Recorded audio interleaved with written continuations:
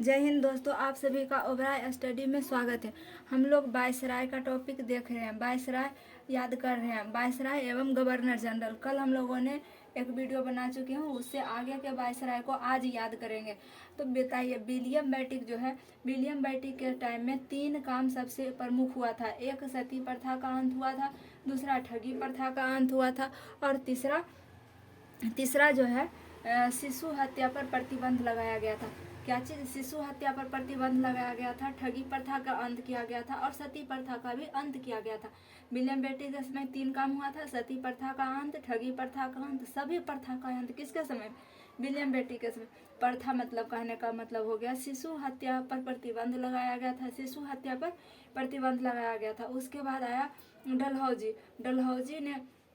डलहौजी ने बहुत सारे भारत में काम किए थे, और डलहौजी के द्वारा अलग अलग टेक्निकल काम भी किया गया था। इसलिए इसे आधुनिक भारत के जनक कहा जाता है। आधुनिक भारत के जनक किसे कहा जाता है? डलहौजी को। आधुनिक भारत का जनक किसे कहा जाता है? डलहौजी को। और रेल व्यवस्था किसने चलाया था? डलहौजी ने। तार व्यवस्था डलहौजी ने। डाक व्यवस्था डलहौजी ने। और PWD भी प्रारंभ किए थे। PWD का मतलब होता है पब्लिक वर्क डिपार्टमेंट। जैसे देश में पुल बनाया जाता है, सड़क बनाया जाता है, उसका सर्वे के लिए एक डिपार्टमेंट बनाया जाता है, जिसे कहते हैं पब्लिक वर्क डिपार्टमेंट। ये सारे कामों को किसने प्रारंभ किया? डलहौजी ने।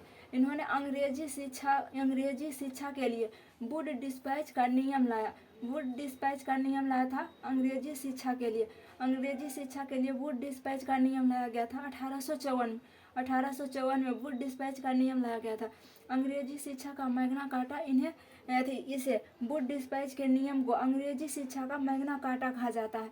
मैग्ना कार्टा का मतलब होता है अधिकार पत्र। मैग्ना कार्टा का मतलब क्या होता है? अधिकार पत्र। उसके बाद इन्होंने राज हड़प नीति लाई। राज हड़प नीति को व्यक्तिगत का सिद्धांत कहा जाता है। राज हड़प नीति को क्या चीज कहा जाता है? इन्होंने राज हड़प की नीति लाई और व्यक्तिगत का सिद्धांत दिया। व्यक्तिगत के सिद्धांत को इंग्लिश में डॉक्ट्राइन ऑफ लैप्स कहा जाता है। डॉक्ट्राइन ऑफ लैप्स कहा जाता है। राज हड़प नीति के तहत सबसे पहले सतारा को हड़पा गया।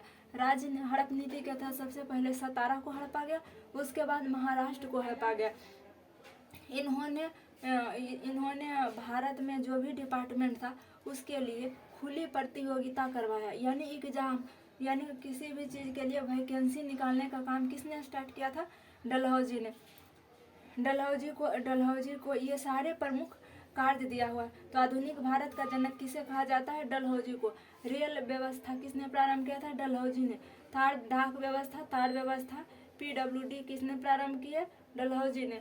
वुड डिस्पैच का नियम किसने दिए थे? डलहौजी ने। कब दिए थे? 1854 में। 1854 में वुड डिस्पैच का नियम दिया गया था। अंग्रेजी शिक्षा का मैग्ना कार्टा किसे कहा जाता है? वुड डिस्पैच के नियम को। और राज्य हड़प नीति के तहत किस राज्य को सबसे पहले हड़पा गया था? सतारा को। उसके बाद महाराष्ट्र को। खुली प्रतियोगिता किसने करवाए थे? डलहौजी ने। और व्यक्तिगत का सिद्धांत किसने दिए थे? डलहौजी ने। व्यक्तिगत के सिद्धांत को इंग्लिश में क्या कहा जाता है? Doctrine of lapse. जितना भी हड़कंप भारत में मचा के गए थे कौन? डलहौजी। उसके बाद आए कौन? कैनिंग जब भारत आए थे तो इनके समय में 1857 की क्रांति हो गया था। क्यों हुआ था? क्योंकि डलहौजी ने भारत में तहलका मचा कर गए थे। उसी के यही सब कारनामा के कारण भारत में 1857 की क्रांति हुई, और उस समय गवर्नर जनरल कैनिंग बन के आया। लेकिन 1857 के क्रांति के बाद गवर्नर जनरल का पद समाप्त कर दिया गया, और गवर्नर जनरल का पद समाप्त कर दिया गया, और भारत में वायसराय का पद लाया गया, और वायसराय से ऊपर एक सचिव का गठन किया गया था। तो कैनिंग जो है भारत का पहला वायसराय बना। लॉर्ड कैनिंग जो है भारत के पहले वायसराय कौन बने थे? Lord Canning. और इनके समय में 1857 का विद्रोह हुआ था, और इलाहाबाद की संधि के तहत ये जो ईस्ट इंडिया कंपनी है उसे समाप्त कर दिया गया था। इलाहाबाद की संधि के तहत ईस्ट इंडिया कंपनी को समाप्त कर दिया गया था। इलाहाबाद की संधि के तहत ईस्ट इंडिया कंपनी को समाप्त कर दिया गया था। तो प्रथम वायसराय कौन है? Lord Canning. प्रथम वायसराय कौन थे? Lord Canning. और अंतिम गवर्नर जनरल कौन? यही कैनिंग ही हो जाएंगे, क्योंकि इन्हीं के टाइम में गवर्नर जनरल का पद समाप्त करके वायसराय का पद लाया गया था। तो अंतिम गवर्नर जनरल कौन हो जाएंगे? कैनिंग। और फर्स्ट वायसराय भी कैनिंग। 1857 के युद्ध हुआ था कैनिंग के टाइम में। उसके बाद आते हैं एल्गिन के समय में बहावी आंदोलन का अंत हो गया था। बहावी आंदोलन का मुख्य केंद्र कहाँ था? पटना। ये स्टार्ट हुआ था यूपी के बरेली से। बहावी आंदोलन यूपी के बरेली से प्रारंभ हुआ था, लेकिन इसका मुख्य केंद्र कहाँ बन गया था? पटना। इसका मुख्य केंद्र पटना बन गया था। बहुत बार एग्जाम में पूछा हुआ है कि बहावी आंदोलन का मुख्य केंद्र कहाँ था? तो पटना। किसके समय में हुआ था? एल्गिन के समय में। बहावी आंदोलन का अंत किसके समय में हुआ था? एल्गिन के समय में। एल्गिन के समय में बहावी आंदोलन का अंत हो गया था। उसके बाद आते हैं मेयो, लॉर्ड मेयो। मेयो के टाइम में पहली बार जनगणना हुआ था 1872 ईस्वी में। 1872 में पहली बार जनगणना हुआ था मेयो के टाइम में। पहली बार जनगणना हुआ था मेयो के टाइम में। और इन्हें अंडमान निकोबार में इनकी हत्या एक अफगानी सैनिक के द्वारा कर दी गई थी। अंडमान निकोबार में जब ये जनगणना करने गए तो वहाँ के अफगानी सैनिक ने इन्हें हत्या कर दिया। उसके बाद आते हैं लीटन। कौन आते हैं?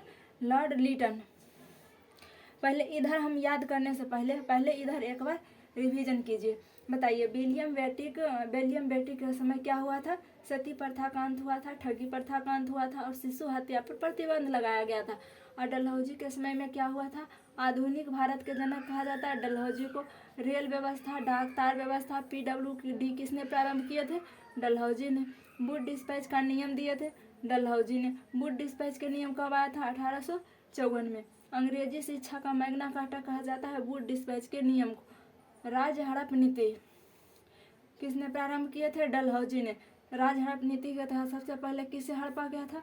सतारा को। डॉक्ट्राइन ऑफ लेफ्ट का सिद्धांत किसने दिया था? डलहौजी ने। खुली प्रतियोगिता का जनक भी डलहौजी को कहा जाता है। 1857 के विद्रोह हुआ था कैनिंग के समय में, और इलाहाबाद की संधि के तहत बंगाल ईस्ट इंडिया कंपनी को समाप्त कर दिया गया था। और एल्गिन के टाइम में बहावी आंदोलन का अंत हुआ, जिसका मुख्य केंद्र पटना था।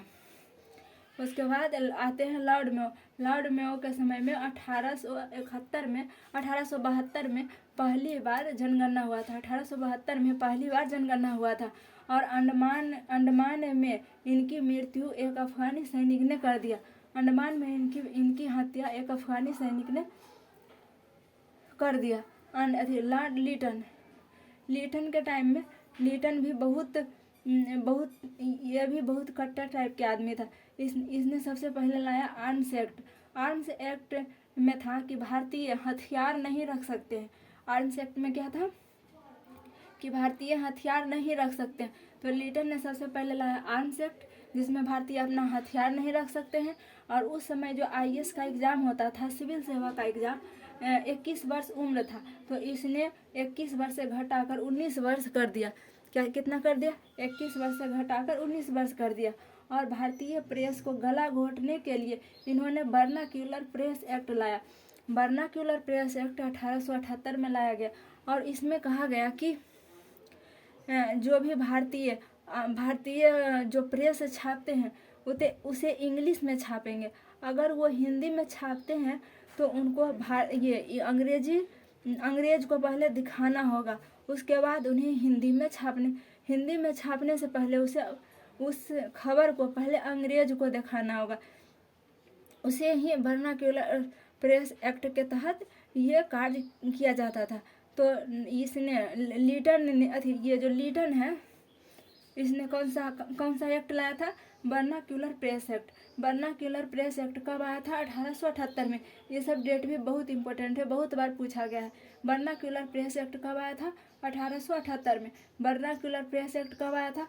1878 में। वर्नाक्यूलर प्रेस एक्ट आया था 1878 में। और वर्नाक्यूलर प्रेस एक्ट को भारतीय प्रेस को गला घोटने वाला एक्ट कहा जाता है। सिविल सेवा की आयु 21 वर्ष से घटाकर 19 वर्ष किसने कर दी? लॉर्ड रिटन ने। आर्म्स एक्ट किसने लाया था? लिटन ने। उसके बाद आया रिपन, उसके बाद आया लॉर्ड रिपन। लॉर्ड रिपन ने जितना भी लिटन, ये अच्छा आदमी था, लॉर्ड रिपन जो था अच्छा आदमी था, इसने जितना भी लिटन खराब काम किया उन सभी को सुधार कर रिपन ने अच्छे अच्छे काम किए। जैसे लिटन के जितने भी गलती थे सभी को सुधार किए कौन? रिपन। लिटन के गलती को सुधार किसने किया? रिपन ने। जैसे आर्म्स एक्ट में जो भारतीयों को हथियार नहीं रखने के लिए कहा गया था तथा वर्नाक्युलर प्रेस एक्ट, दोनों को समाप्त कर दिया रिपन ने। रिपन जो है आर्म्स एक्ट तथा वर्नाक्युलर प्रेस एक्ट, जिसे भारतीय प्रेस को गला घोटने वाला एक्ट कहा जाता था, उसे और आर्म्स एक्ट दोनों को समाप्त कर दिया रिपन ने। उसके बाद सिविल सेवा की आयु भी 21 वर्ष से बढ़ाकर 19 वर्ष से बढ़ाकर 21 वर्ष कर दिया गया। 19 वर्ष से बढ़ाकर 21 वर्ष कर दिया गया। उसके बाद इन्होंने रिपन के द्वारा 1881 में पूर्ण जनगणना करवाया गया था। 1881 में पूर्ण जनगणना करवाया गया था रिपन के द्वारा। और इन्होंने तकनीकी शिक्षा के लिए हंटर आयोग का गठन किए थे। रिपन के द्वारा तकनीकी शिक्षा के लिए हंटर आयोग का गठन किया गया था। रिपन के द्वारा तकनीकी शिक्षा के लिए हंटर आयोग का गठन किया गया था। इन्होंने इल्बर्ट बिल पारित किए। इल्बर्ट बिल का मतलब होता है कि भारतीय जज भी इंग्लैंड के लिए कानून बना सकते हैं, उन्हें भी सज़ा दे सकते हैं। भारतीय जज इंग्लैंड वाले को भी सज़ा दे सकते हैं। यही था इल्बर्ट बिल में। तो इसलिए अंग्रेज़ों ने इनका विरोध कर दिया, तो इसलिए उसे क्या कहा जाता है? श्वेत विद्रोह कहा जाता है। श्वेत विद्रोह कहा जाता है इल्बर्ट बिल विद्रोह को। इसलिए ये बिल जो है पारित नहीं हो पाया। इल्बर्ट बिल पारित नहीं हो पाया था। उसके बाद बताइए रिपन क्या चीज किए थे? आर्म्स एक्ट को समाप्त किए थे, वर्नाक्युलर प्रेस एक्ट को समाप्त किए थे। उसके बाद सिविल सेवा की आयु को 19 वर्ष से बढ़ाकर 21 वर्ष कर दिए थे। 1881 में पूर्ण जनगणना किए थे। तकनीकी शिक्षा के लिए हंटर आयोग का गठन किए थे। और इल्बर्ट बिल किसके द्वारा लाया गया था? रिपन के द्वारा। इसे श्वेत विद्रोह भी कहा गया। उसके बाद आते हैं फ्लोरेंस नाइटिंगेल। फ्लोरेंस नाइटिंगेल कोई वायसराय नहीं थे, यह इटली के एक नर्स थी। फ्लोरेंस नाइटिंगेल इटली के एक नर्स थी। इन्होंने कीमिया के युद्ध में जो घायल सैनिक हो गए थे उन्हीं को सेवा करते थे। कौन? Florence Nightingale. इन्हें लेडी विद द लैंप कहा जाता है। फ्लोरेंस नाइटिंगेल को लेडी विद द लैंप कहा जाता है। तो बताइए, यहाँ से बताइए मेयो के समय में पहली बार जनगणना हुआ था और अंडमान में इनकी मृत्यु कहाँ हो गया था? अंडमान में। किसने किया था? अफगानी सैनिक ने। और लिटन के समय में आर्म्स एक्ट आया। लिटन जो है आर्म्स एक्ट लाया। सिविल सेवा की आयु 21 वर्ष से घटाकर 19 वर्ष कर दिया। भारतीय प्रेस के गला घोटने के लिए वर्नाक्युलर प्रेस एक्ट लाया 1878 ईस्वी में। उसके बाद रिपन आया। रिपन ने लिटन के गलती को सुधारा, आर्म्स एक्ट और वर्नाक्युलर प्रेस एक्ट को समाप्त किया। सिविल सेवा की आयु 19 वर्ष से बढ़ाकर 21 वर्ष कर दी और 1881 में पूर्ण जनगणना किया। और तकनीकी शिक्षा के लिए सिस्टमेटिक ढंग से जनगणना 1881 में प्रारंभ हुआ था। और तकनीकी शिक्षा के लिए हंटर आयोग का गठन किया। किसके द्वारा? लॉर्ड रिपन के द्वारा किया गया था। इन्होंने इल्बर्ट बिल लाए थे लेकिन पारित नहीं हुआ। उसे श्वेत विद्रोह भी कहा गया क्योंकि अंग्रेज विद्रोह कर रहे थे। उसके बाद फ्लोरेंस नाइटिंगेल वो इटली की नर्स थी। इन्हें लेडी विद द लैंप भी कहा जाता है। लेडी विद द लैंप किसे कहा जाता है? फ्लोरेंस नाइटिंगेल को। लेडी विद द लैंप किसे कहा जाता है? फ्लोरेंस नाइटिंगेल को। आई होप ये वीडियो आप लोगों के लिए काफ़ी हेल्पफुल होगा। मिलेंगे नेक्स्ट क्लास में, तब तक के लिए जय हिंद।